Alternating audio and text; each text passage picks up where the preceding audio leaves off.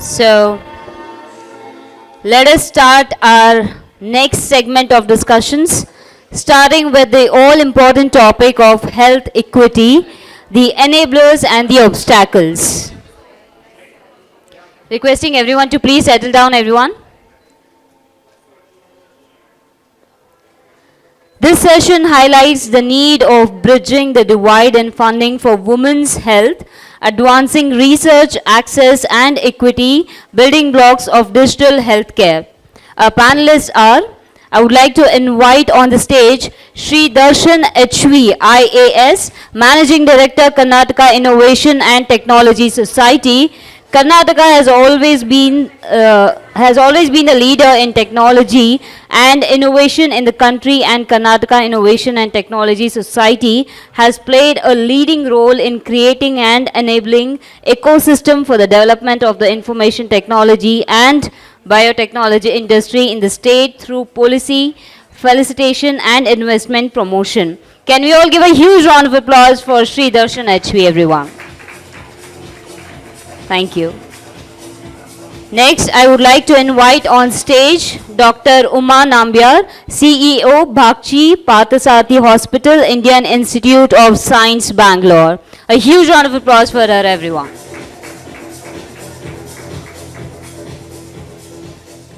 And next, we have Namit Chuk, Principal, W Health Ventures. W Health invests in early stage companies and address critical unmet healthcare needs, leveraging technology and AI in the US and India. So Namit, he will be joining us live remotely.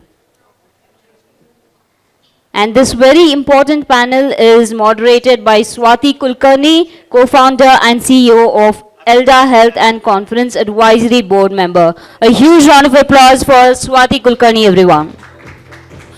Ma'am. So thank you so much for being a part of this. Namit, nice to see you digitally. I'm very excited about listening to more about how much money you have for the women's healthcare ecosystem. So super excited about this panel, and pleasure to speak to you. Pleasure to be a part of the same conversation. I would like to start with how significant women's health is.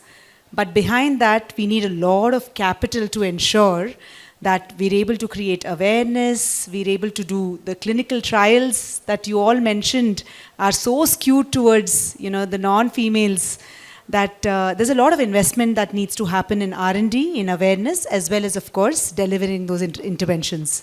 So I'd like to start the conversation by quoting a few numbers. The femtech sector is estimated to be worth $1 trillion by 2027, and potentially can serve and benefit 48% of the global population and around 70% of the people who are sitting here. And it is still not considered mainstream. I can tell you this because whenever I've gone to pitch for my women health companies, the previous one as well as this one, I've had to explain to the investors and sometimes even to my other colleagues that this is not a niche business that we are building for. It is a mainstream business because women are 50%, and as we would like to call it, the better half of the population. Is it truly time to introspect and reassess the funding ecosystem and the powers that really drive this? Let's redefine indicators of success, replace traditional ROI, and look at impact investing. That's the topic of today's conversation. I'll start with Sri Darshan.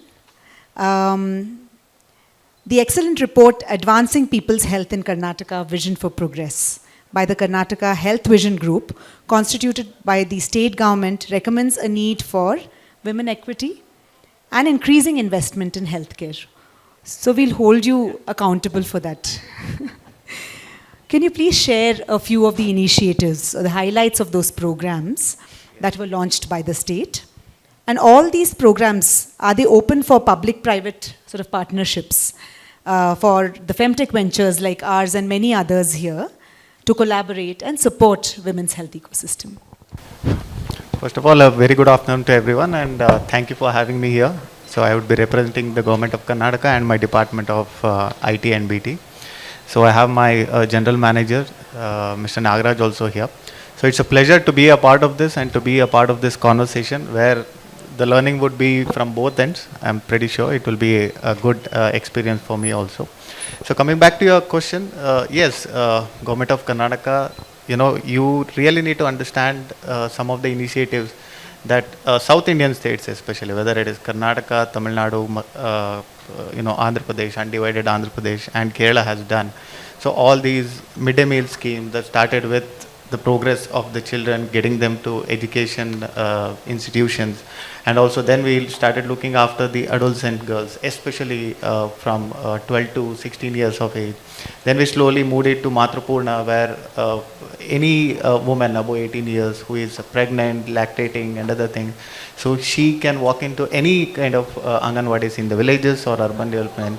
So she can go there, have a nutritious food, and come back. So the main idea from the government was, if we start putting money into the accounts, the money might not reach the concerned woman or the concerned kid. In those days, a lot of social issues were there, and one of them were like, women were being subdued, and the concerned nutrition or other related were not happening. So coming back to what our department is doing, or what the government of Karnataka is trying to put, there are no fields that the government of Karnataka has not touched to improve the quality of women in our state, whether it is maternal health, whether it is neonatal care with respect to the child, and also all kind of health related one, whether it is vision group initiative that was taken with respect to health. We have implemented almost all of them, but still I have to agree there is a lot of gap with respect to the implementation, or I won't say the result, I would say the outcome. The outcome is definitely not what we expected. We still have a lot of way to go with respect to hunger index, with respect to development, the overall development of our girl children especially, and also women in fact. So with respect to our department, I would also like to say that we have taken up a lot of initiatives. We being an IT department or a BT department, we are not some normally the kind of the information that goes to the public is that we are IT and BTs and we don't look at rural innovations and other things. No, it is not that. We start our innovation or the startups from the rural the rural background, then get them into the mainstream one. A lot of our funding for the startups happen from the rural, for the people from the rural background. One of the recent startups that I interacted with, it was a very good startup, so I cannot name here, so they are still into the patenting and other things. So they are also trying to develop, sanitary pad that is biodegradable. So a lot of sanitary pads that we actually see in the or available in the market are not biodegradable, and also not a very good one for the women health also. So with respect to all this, we normally do not, we should start talking about this a lot, whether it is the education, whether it is the economic cause, whether it is health related, or any kind of thing that impacts the social impact that has on the woman. So the department has a lot of initiatives. We have Elevate Women, where there is a separate funding for the women entrepreneurs who come, especially that is related to women health. We are progressing with respect to that. We have a separate venture fund, around 100 crores of it. Out of it, 25% minimum is reserved for entrepreneurs, where majority shareholding is by women. So 51% is the minimum shareholding that is required. And we also provide interest-free loans, or as good as interest-free loans through our development corporations, women development corporations, and other things. So these are some of the initiatives that we have taken, and I hope our women will be able to take care of this. Take good care of this and succeed in their life. Thank you. No, I think fantastic. I remember seeing some of them when we were looking around. Thank you so much for all these initiatives. Like you said, we're probably just scratching the surface right now because there's a lot to be done. Namit, you're on the hot seat now, and I have a bunch of questions. I'll also take the opportunity of asking my own personal questions about women's health and companies thereby. Sure. I have a bunch of other company representations here who are also eager to know what W Health has to say.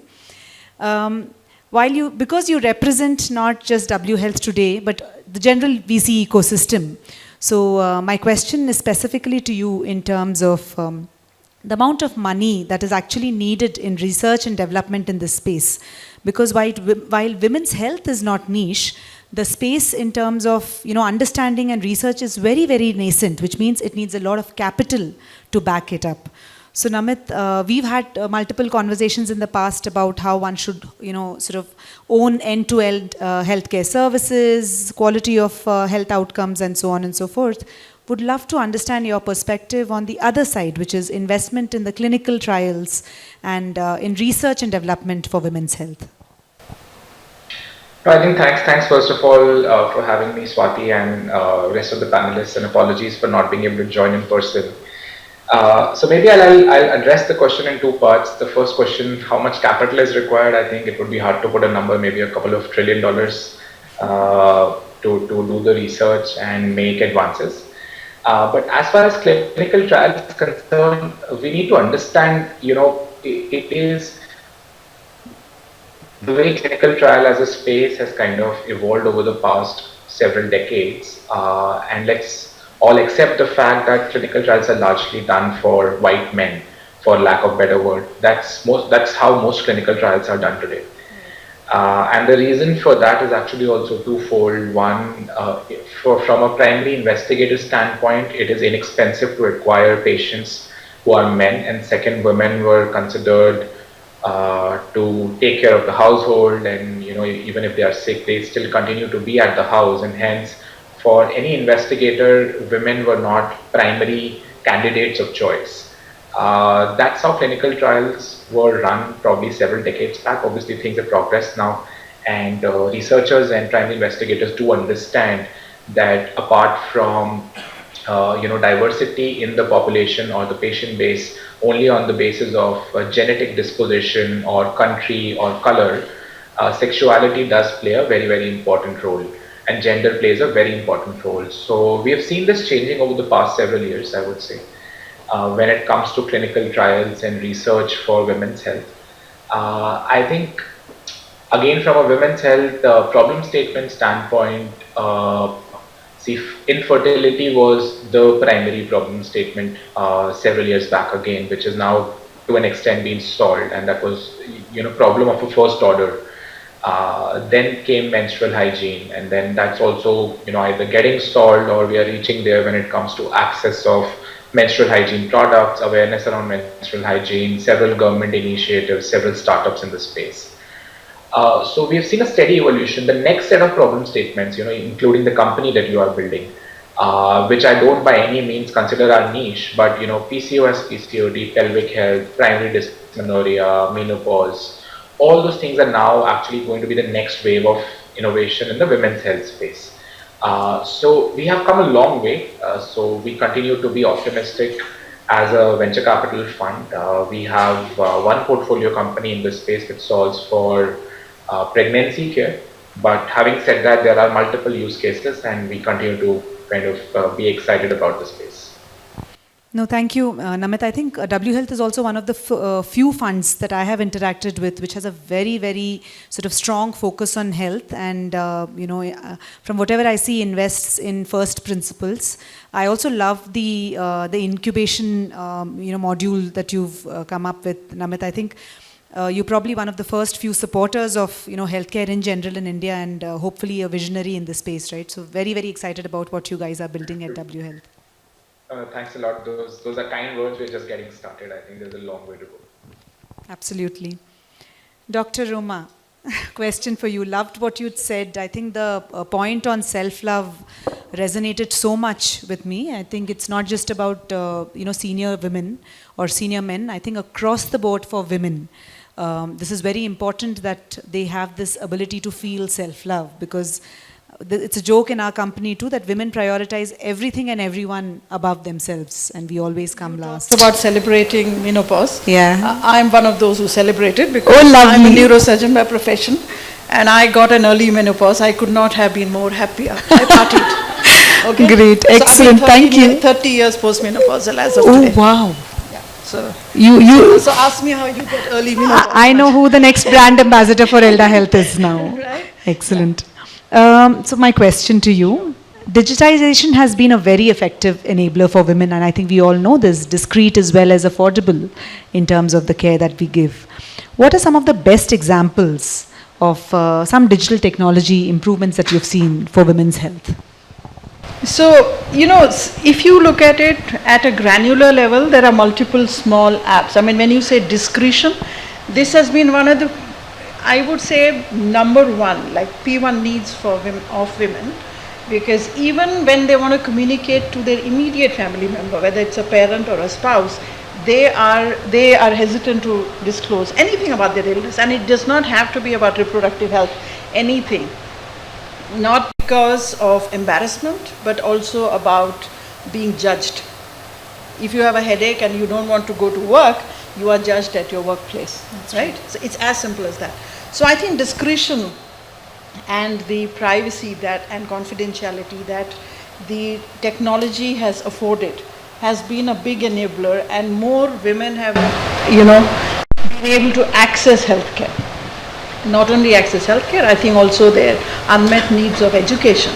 Means I know of women who have not been able to educate themselves because they can't be seen going to college after marriage, or they have a small baby, but they've been able to educate themselves and, skill themselves for various things and prepare themselves for life. I think that's been one of the major things.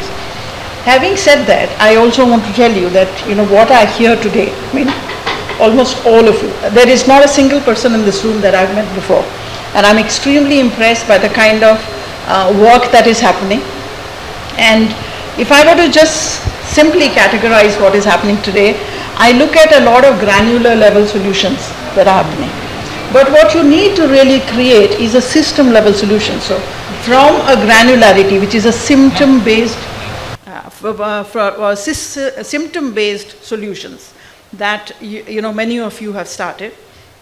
Some of you are an organ-based, or a disease-based, and then you move up to an organ-based. And at the end of the day, it is going to be, an organism-based or a system-based.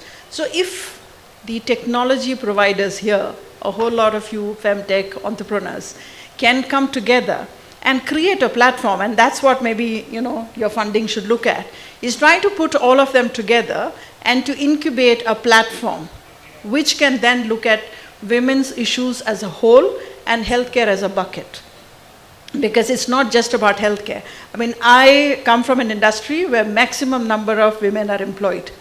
Okay? Having said that, how many women really cross the glass ceiling in healthcare? Very few. So where do all of them go? They get sucked into looking after their mothers and mother-in-laws and babies and grandchildren. Why can't we really provide solutions to take care of that while the woman is still going and succeeding at work? We haven't created an ecosystem. So that's also part of their health. If I have to think of what's happening to my mother back home, I will not give myself 100% at work. I'll not be able to stay back. I'll not be able to travel because of my work, and therefore I lose out in the race. So I think all of that is important.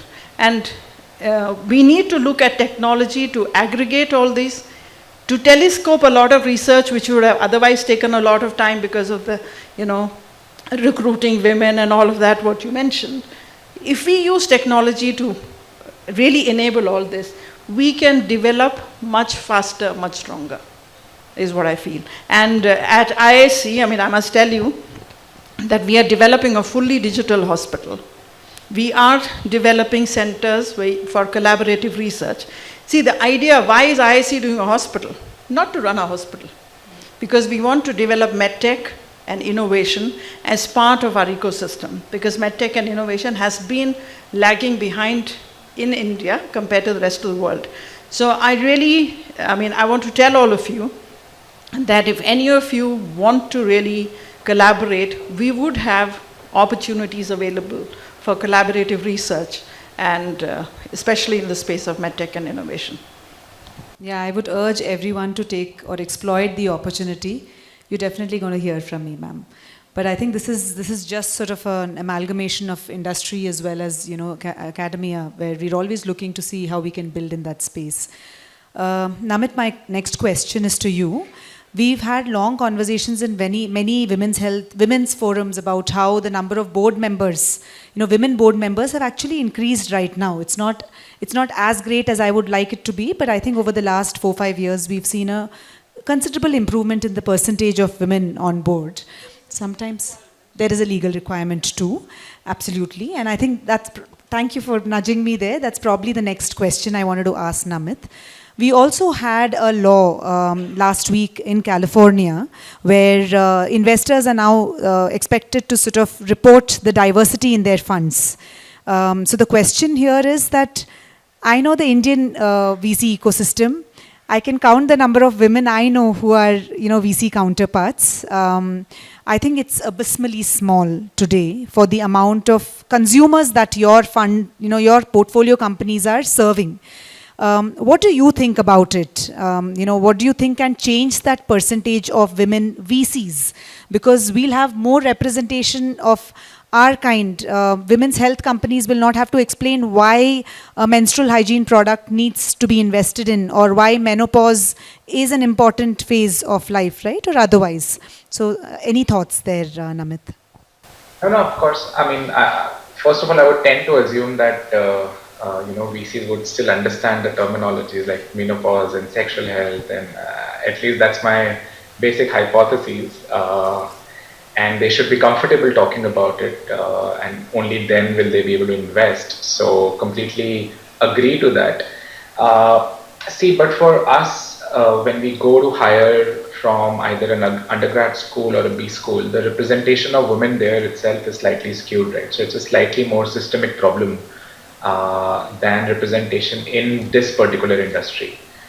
Having said that, all else equal, gender is not really a reason of hiring or not hiring anyone at all in any industry. But as venture capitalist, at least I can proudly say in my team, it's a small investment team, but 50% women representation.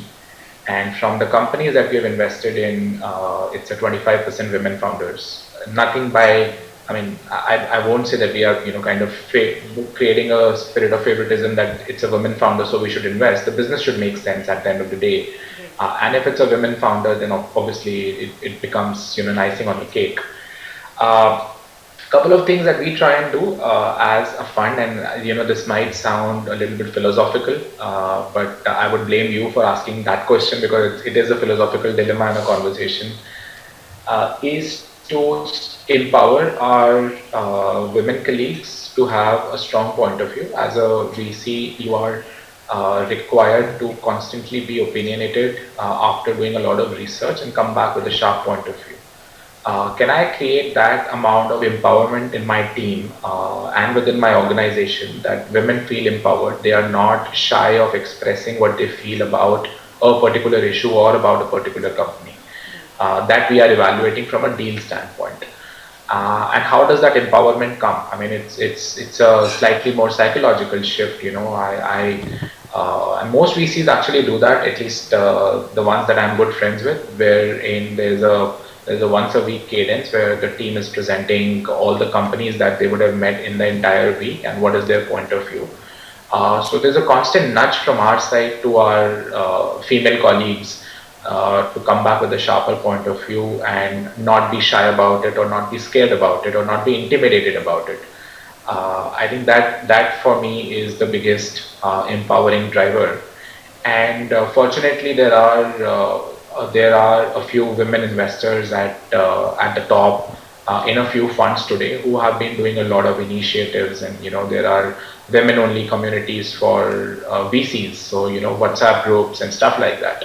So those are the right steps, and it's for us to kind of constantly encourage our female colleagues, not just in the VC industry, but all industries, to rise and shine. And as you said, this is the better half or the better gender. So whatever we do is going to be insufficient, to be honest with you.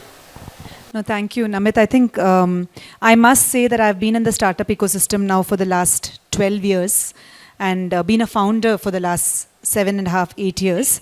I have seen an absolute change in the ecosystem myself.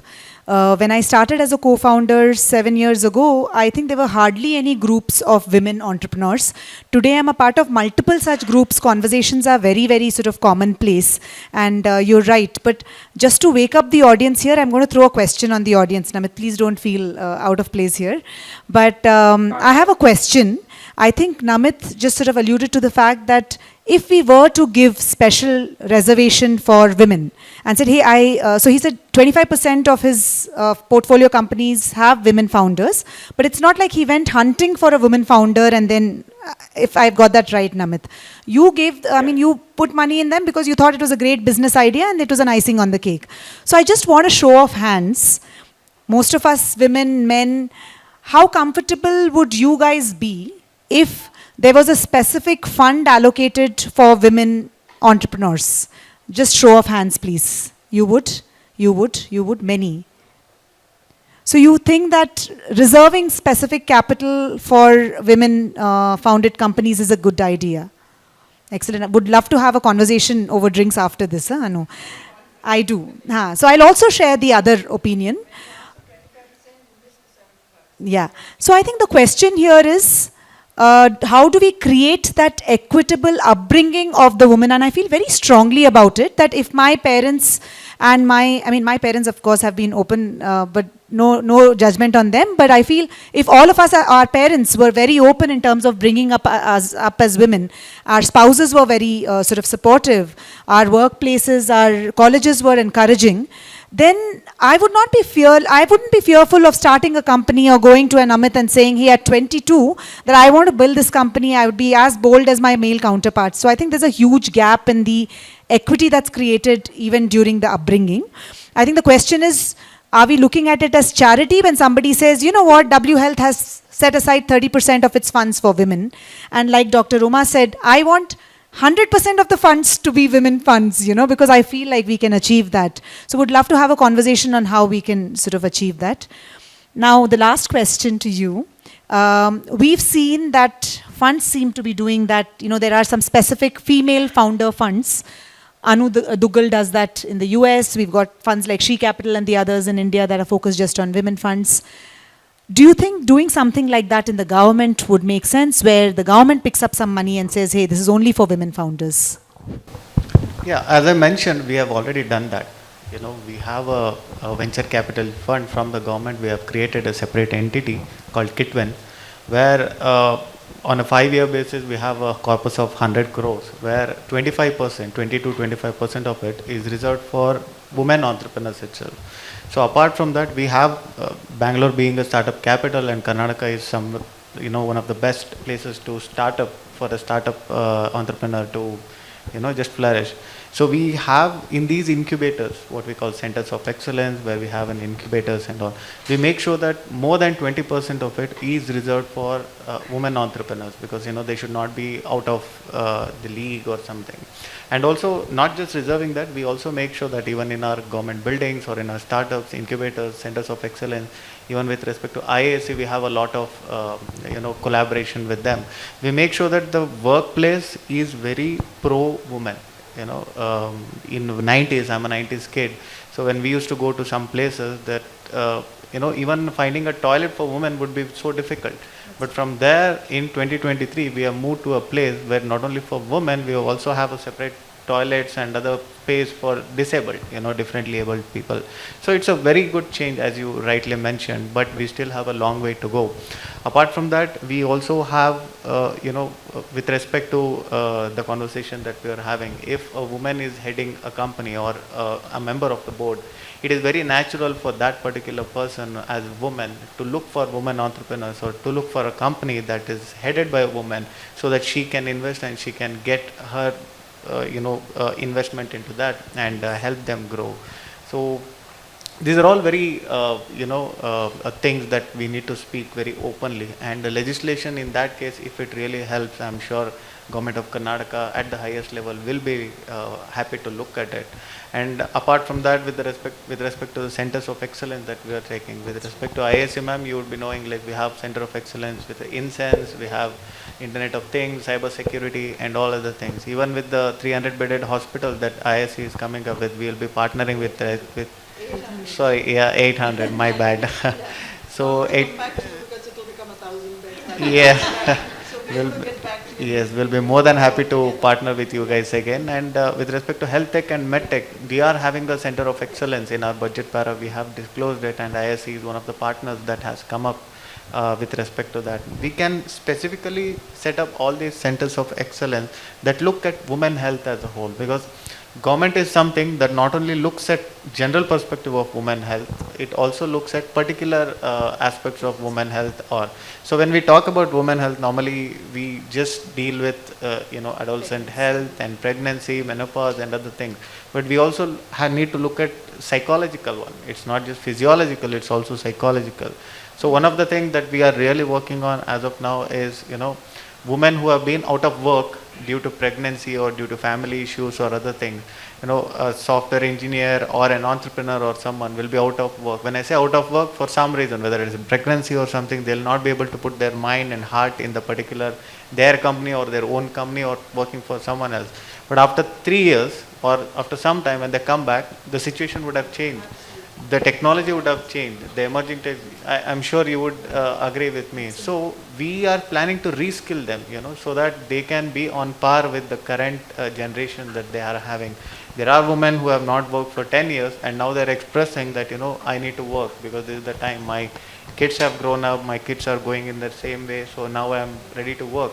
But who is going to reskill them? So this is where our government or a center of excellence can really come in handy, and I really hope all such women can get in touch with the entrepreneurs and people like you and make a good of their opportunity that they have. Thank you. Absolutely. I'm really, extremely happy to hear that you are open to such collaboration. And when I see all of you, what I feel is that we should create a consortium. We're discussing a lot of public health issues. In the hospital that we create, we have a department of public health that we will have, and it will be great to carry out, actually create data around these issues in women and then to provide solutions. And I really, know a lot about the women who drop out or at their actually productive period, because that also coincides with their reproductive period. So the whole thing is, between reproduction and production, you sort of miss out on reaching the real, your ability to contribute to the society in terms of your creativity. And I think it's a huge problem. One should really study that and create this consortium with the help of the government and really see if we can work together. I mean, if we can have one of the deliverers, we are happy to be part of that consortium. No, I think on that note, I hope this is being recorded and we'll seal the deal here. Government plus, I think, someone like you at IISc and people like Namit, I think, we've just started sort of on this journey. Just a concluding statement. We've spoken about VCs, we've spoken about funds. I've heard your conversations, but any words of wisdom that you have for the women here in terms of just raising funds or building companies? How do you think, what are the couple of things that you'd want them to sort of do? So, don't get me wrong when I said that you want to have 100%. So there are very few of us, I think in the community as such, there are not more than 10% of women who can actually fight for that 100%. But when you reserve the 25%, that reservation should be not for people like me and you. That should be for people who cannot fight for the 100%. So keep that in mind, because we need to bring a lot of equity in this world. All women are not equal. Gender equality for us has been because of the way we were brought up in some families. We are from families who have that. We've had the privilege of having very open-minded parents and being at the right place at the right time. That's not the same story. We are just a few of us who go to every forum and speak. So, other than that, there are people who need to be brought up to par. And that could be 25% or 33%, be that as may, until such time that we reach a stage where every single person can fight equally for their rights.